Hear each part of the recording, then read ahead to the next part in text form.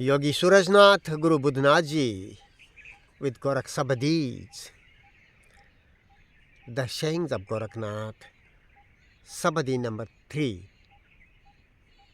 यहाँ ही āchai, यहाँ ही alopa, यहाँ ही racilai, tīni triloka, āchai sangai, rahai hūvā, kāraṇi ananta sidhā, jogesvara hūvā. Translation by Bhagwan Nath and Yogeshvaras. Here is what is, here the invisible, here the three worlds are created. So be open and stay with what is. That's how untold siddhas became Yogeshvaras. Earlier, we have explained this sabdi in Hindi. Now, we explain this sabdi in English. इस शब्द का स्पष्टीकरण अंग्रेजी में in English. So, very simple, very clear. यहाँ ही āchai. āchai means है, is, what is, that which is. Physically, materially, these trees, this earth and water and trees, plants and all the rest. Psychologically, the what is vibrations, sounds, feelings, sensations.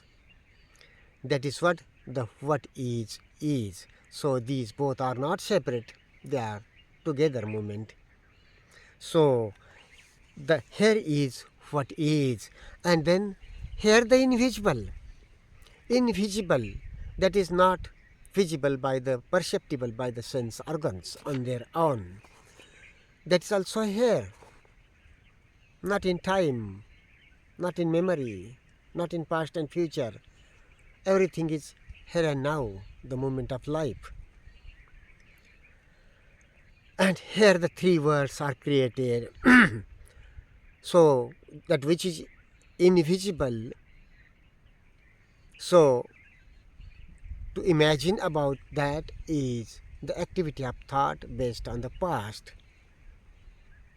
Always away from what is, and the invisible is never in its grasp, in its catch. Quite simple. So, no imagination about that. No imagination about the presence, no imagination about emptiness, about body, about intelligence, and needless to say, no imagination about God. Taka na udhar ho ge kaisa.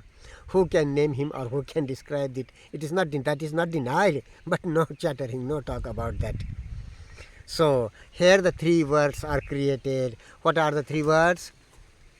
The three words are not upper word, this word and some lower word. No, that is not. That is just imagination. The actuality of the three words is the word of thought desires is the first word, which is a part of the field of name and form of space and time. The second word in this space and time, name and form, is our body-mind as a whole, of which this thought and desire is a part. This is though, so we have seen the two words. And the third word is the space and time, the name and form as a whole, this existence as a whole in space and time. These plants and planets, this water, trees, earth, water, plants, air, trees, etc., all this body, all this is the, this body is the part of this all nature, space and time, name and form, and this is the third word.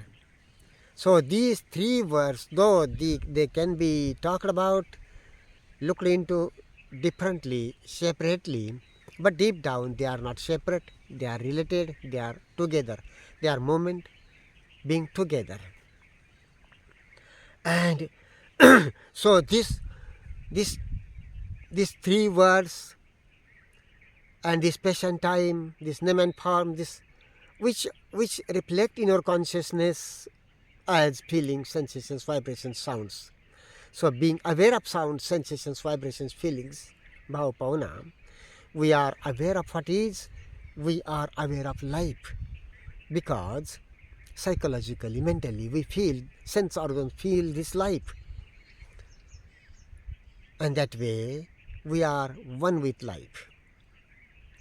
We are a part of the movement of life, and without imagination about the invisible, be open and stay with what is, with freedom from thought, the known, by knowing its place in day-to-day life and its limit psychologically, that without this known, without thought thinking works on the known, on the basis of the known, past, data, memory. If there is no memory, thought, data, then thought cannot operate. Thought cannot get into form about the unknown, that which is not in the memory, recorded past. So that has its place. Without thought, thinking, and knowledge, past, memory, day-to-day life is impossible. That is its scope. That is its field, place where we have to be aware of it, use it, know about its significance and use it, but understand its limit, that it is time, it is past and future. It has no potential of coming onto and live in the present moment to moment. No. So be open with freedom from thought, the time, by knowing its place and limit. Stay with what is, moment to moment, be aware of what is happening with skill and diligence. Maybe this sensation, ever vibrating sensation, or any sensations in the lips, or this breathing, and everything is associated with that, related with that by nature. So being aware of this in a simple way, we are aware of life and its movement through us. And when we are on the body, we are in the present. When we are not on the body, we are somewhere in thought, in time. Maybe it is speeded up, slowed down, or suspended thought, samadhi thought, zero thought. Not zero in itself. The zero as emptiness as presence is one thing, fundamentally different thing, and zero or emptiness as the suspension of thought, time, samadhi, is altogether different thing. They are not anyway related. They are separate. Suspension of thought, time is good. It's peace giving, is calmness, and it is capable of showing many things, or the, let us say, powers or psychic powers of the field of space and time, name and form, but it has no potential, no capacity to come onto and live in the present moment on its own. No.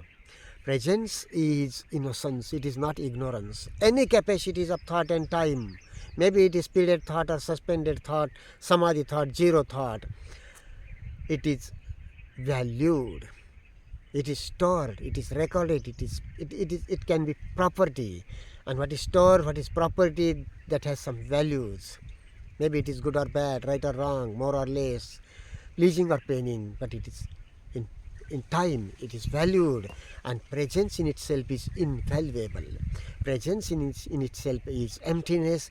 That is, we cannot think about, we cannot make this an ism or a logic or some shastra. No, this can be lived. It cannot be described. It cannot be recorded. Presence, thought, and thought speeded or slowed or suspended, including samadhi, can be stored, can become property. But this presence per se can be lived by anybody. It is so immensely open, but cannot be stored by anybody. This is its beauty. And so no authority and no dependence psychologically. This is not an ego matter. This is a matter of understanding, a click, and it is there. You understand it, you got it, you get it. So be open and stay with what is, with feelings, sensations, with vibrations, with sounds, with skill and diligence. That's how untold siddhas became Yogeshvaras, master yogis. Not only yogis, beginner, inquiring, or advanced, but through all this have become master yogis, enlightened masters, mahasiddhas, siddhas and mahasiddhas, siddhas, searching siddha. Yogi and siddha, nath are similar words. They are used as similar sense, in the similar sense. So nath, yogi, siddha means he can be a seeker, he can be insightful and working on meditation and emptying, or he can be very advanced, or he can be an enlightened master. The quality of presence, whether in a beginner, in an advanced meditator, or enlightened master, the quality of presence of the mind per se is the same all through. This is very important to understand. So that's how untold siddhas became Yogeshvaras. How? With remaining with presence, by knowing the place of thought and time, thought and desires in day-to-day life, that it is moment in time. So understanding it, using it when needed, otherwise being open to life, and life is sense through sense organs in the body, on the body. So being on the body, being in the body with skill and diligence, observing this, what is the sensations, feelings, vibrations, sounds, whatever is being felt on the body, in the body through sense organs, being aware of that with freedom from the known, by knowing its place and limit, coming to the presence again and again without having ideal about it that it should remain, it would remain continuous all the time. No, it cannot. It is a fact. So the very awareness, the very perception of non-attention, that mind is wandered, the very awareness of wandering of the mind, the awareness of non-attention of the mind is to be coming to the presence per se. So it is not to catch the mind from somewhere and bring it back. No, the very awareness of non-attention is to be coming to attention, is attention. So thus coming to the attention and living it with skill and diligence again and again, again and again, all the time, every time, while awake, while walking, while sitting, while going into sleep, while lying, and then it enters into sleep and continues through the sleep on its own. It is the order of nature. That's how untold siddhas became Yogeshvaras. In the fire of observation, that is innocence. It is not thought, not from the past, not from the known. So it is innocence. Innocence is wholeness. Innocence is presence. Presence, innocence, observation, meditation, emptiness. These are all the same synonymous words. And in this is the awakening of bodhi. So bodhi is also bodhi, intelligence, observation, emptiness, presence of the mind per se. These are all synonymous words. That words essentially mean one and the same thing, though to make an understanding we may speak about them some differently, but they are basically one and the same. And remaining with what is so with skill and diligence, wisely, intelligently, and spitefully, this is the fundamental insight into presence and observation and its potential capacities, that it is not desire, it is not thought and time. So it not being desire, so with desire of attraction, repulsion, raga, dvesh, craving, aversion, there is the recording of whatever sensations, feelings, vibrations, sounds we feel, they are recorded intensely or mildly, they are recorded in the body mind complex that way. And that again, and that is what the becoming is. So becoming and recording of mental impressions. So becoming, and that is what time is, what is sorrow is, that is what ignorance is. All recording, that is tensions, expressions, anger, fear, all this is ignorance. That is what the self is, that is what me is, I is. This observer and observer are related, and that is the moment of our consciousness in time as it is. And understanding this, understanding the place and limit of thought and desire, and so freedom from thought, freedom from desire. So presence of the mind is altogether different potential, different energy, in that the awakening of that is invisible. Here the invisible, in that the awakening of invisible body, intelligence, presence, the divine fire, or whatever we may call it, emptiness per se. There is the awakening of that in this presence mind meditation through the fire of observation. So, and in that body or that intelligence, the awakening of intelligence or body, in the through the presence of mind, in the fire of presence, in the fire of observation, has different potential to act on the contents of consciousness. That is what it is observing. It is not away from this body mind or what is being sensed. This presence is never away from what is happening in the body mind, but his life is sensed on the body mind through sense organs. So that presence is always on the body, in the body, being aware of what is happening, and what is happening is changing, flowing, moving, impermanent, so insecure, that is anitya. Thus, with freedom from the known, that is the alak sense, with perception, with insight into that everything is changing, that is impermanence, anitya bodh. These two are fundamental, and with this insight into these two, basically they are one and the same thing, but can be explained differently. So that way, with insight into the alak sense and the anitya bodh, with insight into the core sense of siddhas and buddhas, this is the fundamental insight, and thus the awakening of bodhi in the fire of presence observation and the emptying of mind, the way of nirvana. That's how untold siddhas became Yogeshvaras. Sabdi number 3. So simple, so direct, so compact, acute, transparent, clear, insightful, right through. Let's keep intelligence awake. That is what in siddhas they say, Aage aage Gorakh jage. Let's keep intelligence awake, or let us keep the way of intelligence awake. Alak.